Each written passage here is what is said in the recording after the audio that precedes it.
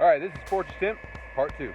So we replaced the wood bricks that we were trying to use the other day with charcoal. And as you can see, we got a really good blowing fire in there. It looks like it's getting hot, hot, hot. First thing I've got in there is my tongs. I'm gonna shake me up some nice tongs to be able to grab my metal out of there. And we'll see what we can't do with the piece of metal that we started with the other day.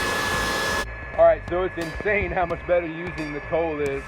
I've got it, I don't know if you can see in there, but it is burning beautifully. I mean, just getting hot. And it's only been a few minutes in the fire, and now I've got me a nice good pair of tongs bent here to where I can actually put the metal in and out of the fire without having to touch it directly. Alright, it's awesome. Alright, and you can see here, my piece of rebar here has only been in probably about 15 minutes or so, and we are glowing red hot. Upgraded a little bit and got a 25-pound anvil. This is from Harbor Freight. So far it's doing what I need it to do. I saw some negative reviews online, but a little tinkerer like me, it's doing alright. Alright, let's pull it out and look at it.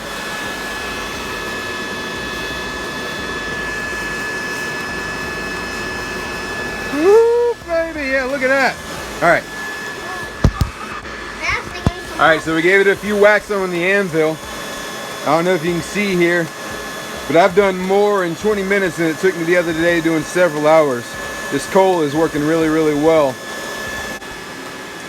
Alright, after some heating and beating, here is our raw product.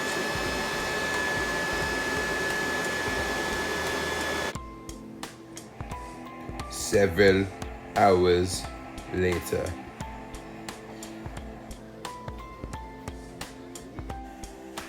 Alright, ladies and gentlemen, for the first time anywhere, may I present to you Talon.